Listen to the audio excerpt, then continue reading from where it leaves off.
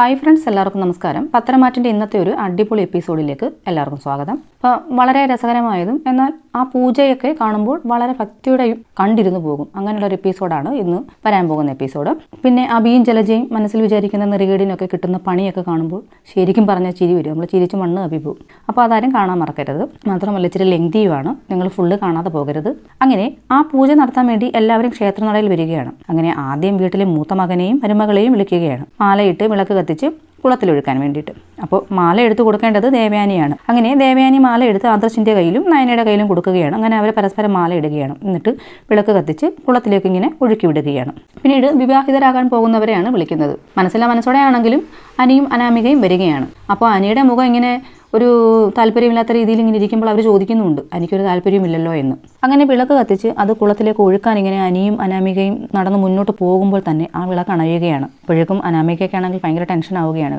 പിന്നീട് രണ്ടാമത് ഒന്നുകൂടെ കത്തിച്ച് അത് കുളത്തിലേക്ക് ഒഴുക്കുകയാണ്. അപ്പോൾ തിരുമേനി പറയുന്നുണ്ട്, നിങ്ങൾ വിളക്ക് കത്തിച്ച് ഒഴുക്കുന്ന സമയത്തല്ലല്ലോ അണഞ്ഞു പോയത്, ഒഴുക്കുന്നതിന് മുമ്പല്ലേ, അപ്പോൾ സാരമില്ല, ഒന്നുകൂടി കത്തിച്ച് അതങ്ങ് ഒഴുക്കി വിടാൻ പറയുകയാണ്. അപ്പോഴേക്കും അനാമികയ്ക്ക് ഇങ്ങനെ മനസ്സിനകത്ത് സന്തോഷമാവുകയാണ്. ജലജ അപ്പോഴും അത് അണഞ്ഞു പോകാൻ പ്രാർത്ഥിക്കുകയാണ്. കാര്യം നെല്ല് മുളയ്ക്കാതിരിക്കാൻ വേണ്ടി കുറേ സ്പ്രേ അടിച്ചു വെച്ചേക്കുകയാണല്ലോ. 2 ദിവസത്തിനകം മുളയ്ക്കണമെന്നല്ലേ പറഞ്ഞത്, അതൊട്ട് മുളയ്ക്കാനും പോകുന്നില്ല. പിന്നീട് ഇളനീരൊഴിച്ച് വിളക്ക് 7 തിരിയിട്ട് കത്തിക്കണം. അപ്പോൾ ഇളനീരൊഴിച്ചാൽ തിരി കത്തുമോ എന്ന സംശയത്തിന് നല്ല മനുഷ്യരും നല്ല മനസ്സുള്ളവരും കത്തിക്കുകയാണെങ്കിൽ വിളക്ക് നന്നായിട്ട് ഇരിയുമെന്നാണ് തിരുമേനി പറയുന്നത്. അങ്ങനെ ആദർശ നയനയും അത് കത്തിക്കുമ്പോൾ വലിയ കുഴപ്പമൊന്നും കൂടാതെ വിളക്ക് കത്തുകയാണ്. എന്നാൽ അനിയും അനാമികയും അത് കത്തിക്കുമ്പോഴത്തേക്കും വിളക്ക് കത്തുന്നില്ല.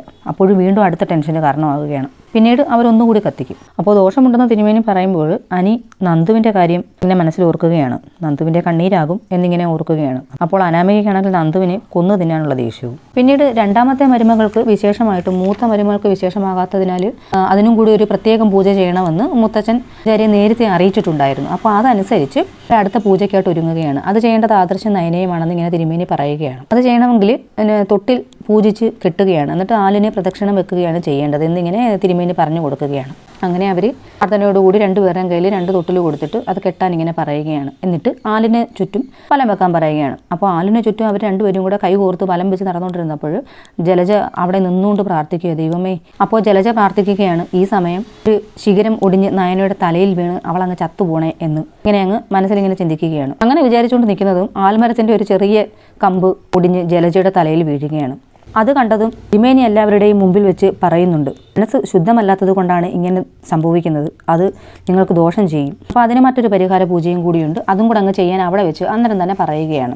അതാണ് ക്ഷേത്രനടയിൽ വെച്ച് അരുതാത്തത് ചിന്തിച്ചതിന് ജലജയ്ക്കും അബിക്കും ചെയ്യ പണി. മാത്രമല്ല ഇതിനിടയ്ക്ക് പടിയിൽ എണ്ണ കോരി ഒഴിച്ച് നവ്യയെയും കുഞ്ഞിനെയും ഇല്ലാതാക്കാൻ വരെ അബി ശ്രമിച്ചു. കയറിടിച്ച് ശൂലത്തിന് മുകളിലേക്ക് തെന്നി വീണ നവ്യയെ ദേവയാനി 2 കൈയും ചേർത്ത് വാരിയെടുക്കുകയാണ് ചെയ്തത്. അല്ലെങ്കിൽ ആ ശൂലം നവ്യയുടെ വയറിനകത്ത് തറച്ച് കയറേണ്ടതായിരുന്നു. അപ്പോൾ അങ്ങനെയൊക്കെ കൂടി സംഭവിച്ചപ്പോഴത്തേക്കിന് തിരുമേനി പറയുകയാണ്, ഇതിനെല്ലാം കൂടെ പരിഹാരമായിട്ട് ജലജയും അബിയും കൂടെ വേറെ പ്രത്യേക ഒരു പൂജ ചെയ്യണമെന്നും പറഞ്ഞ് അവരെ വിളിച്ച് പൂജയ്ക്കിരുത്തുകയാണ്.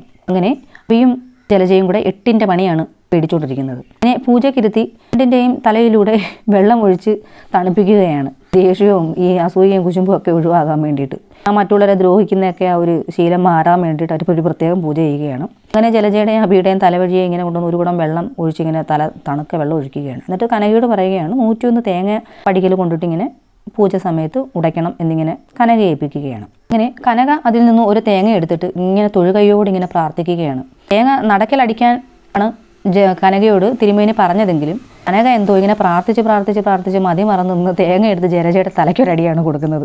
ആ തലയ്ക്കൊരടി ജലജയ്ക്ക് കിട്ടിയപ്പോഴേക്കും ജലജ ഇങ്ങനെ ബോധമില്ലാതെ ഇങ്ങനെ പുറകോട്ട് വീഴുന്ന രംഗമാണ് പിന്നീട് കാണിക്കുന്നത്. ഇതിൽ പ്രാർത്ഥിച്ചു നിന്ന കൂട്ടത്തിൽ കനക അറിഞ്ഞുകൊണ്ടാണോ എന്നറിയത്തില്ല ജലജയുടെ തലക്കിട്ട് ആ കൊട്ടു കൊടുത്തത്. എന്തായാലും ഇന്നത്തെ എപ്പിസോഡ് ഒരു കിടിലൻ എപ്പിസോഡാണ്, ആരും കാണാൻ മറക്കരുത്. അതേപോലെ തന്നെ വീഡിയോ ഇഷ്ടമായെങ്കിൽ ലൈക്ക് ചെയ്യാനും മറക്കരുത്. സബ്സ്ക്രൈബ് ചെയ്യാതെ കാണുന്നവരുണ്ടെങ്കിൽ ചാനൽ ഒന്ന് സബ്സ്ക്രൈബ് ചെയ്യുകയും വേണം. നന്ദി, നമസ്കാരം.